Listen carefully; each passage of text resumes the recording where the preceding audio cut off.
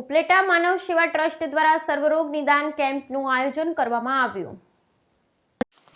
ઉપલેટા માનવ સેવા ટ્રસ્ટ દ્વારા સર્વરોગ નિદાન કેમ્પનું આયોજન કરવામાં આવેલ. રાજકોટ જિલ્લાના ઉપલેટામાં માનવ સેવા ટ્રસ્ટ અને રણછોડદાસ આશ્રમ દ્વારા સર્વરોગ નિદાન કેમ્પનું આયોજન કરવામાં આવેલ હતું, જેમાં રણછોડદાસ આશ્રમ અને ડોક્ટર દ્વારા કુલ 260 દર્દીઓને તપાસવામાં આવ્યા, જેમાંથી 43 દર્દીઓના ઓપરેશન માટે રાજકોટ મોકલવામાં આવ્યા. આ કેમ્પના આજના ભોજન પ્રસાદ તથા કેમ્પના મુખ્ય દાતા તરીકે સ્વ દીપક કુમાર પુંજાભાઈ વરુના સ્મરણાર્થે આ કેમ્પ રાખવામાં આવેલ હતો.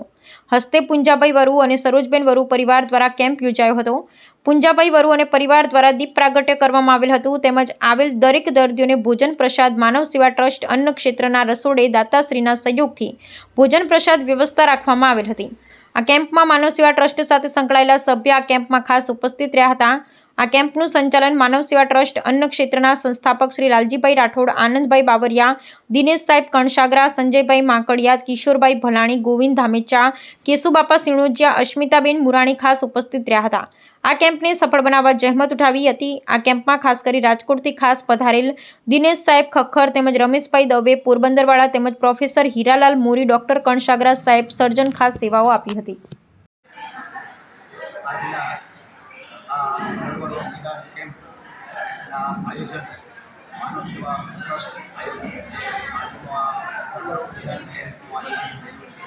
તેમાં ઘણા બધા એટલે કે દરેક નારાયણે આજના આ કેમ્પનો લાભ લીધો છે અને કુદરતે આજના આ કેમ્પના કુલ નહીં તો કુલની 500 ને મને કાંઈ જે પણ કુદરતે આપેલું છે એમાંથી એક દાતા બનવાનો મોકો જે માનવ સેવા ટ્રસ્ટે આપેલો છે, તો આ તકે હું માનવ સેવા ટ્રસ્ટનો પણ આભારી છું અને ભગવાનને પણ પરમેશ પ્રાર્થના કરું છું કે મારે આવા સેવાના કાર્યક્રમને અને ખાસ કરીને આજનો જે આ કાર્યક્રમ છે એ મારા મોટા પુત્ર સ્વર્ગવાસી યાદમાં હું આજનો આ કાર્યક્રમને ઉજવણી કરું છું.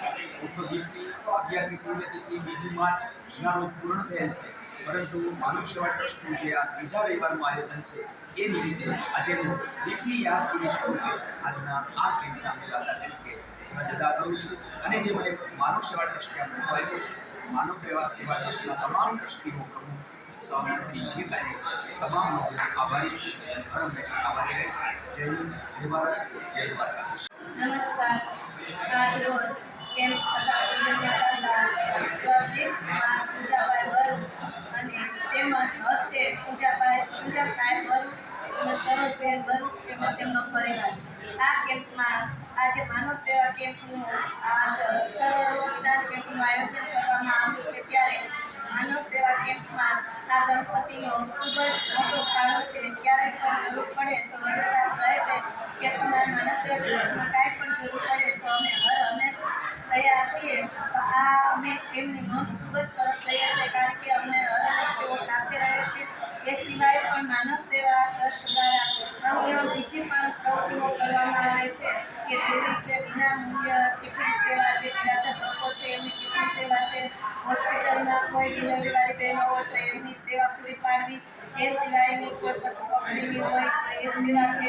એ સિવાય બહેનોને વિના મૂલ્યે બાળકોને ટ્યુશન ક્લાસીસ ચલાવે છે અને વિના મૂલ્યે સીવણ ક્લાસીસ તેમજ વિના મૂલ્યે બ્યુટી પાર્લરના ક્લાસીસ પણ ચલાવવામાં આવે છે. માનવ સેવા ટ્રસ્ટ દ્વારા ખૂબ જ સરસ અલગ પ્રવૃત્તિઓ ચલાવવામાં આવે છે અને અમે લોકો બધા સાથે મળીને વિના સ્વાર્થે સરસ મજાની સેવા કરીએ છીએ. આજ રવિવારના દિવસે 16 તારીખના દિવસે બધી બહેનોને જે બહેનોને સીવણ તેમજ પાર્લરમાં પરીક્ષા પાસ કરી છે અને સરસ રીતે શીખી ગયા છે એ બહેનોને પ્રમાણપત્ર પણ બધા આગેવાનોની હસ્તે આપવામાં આવ્યા છે. આવી જ રીતે માનવ સેવાની જ્યારે જરૂરિયાત પડે ત્યારે અમે લોકો પણ હંમેશ તૈયાર છીએ અને બીજા બધા સમાજના લોકો પણ તૈયાર રહે અને સેવામાં યોગદાન પોતાનું આપે. અસ્તુ. જય હિન્દ, જય ભારત.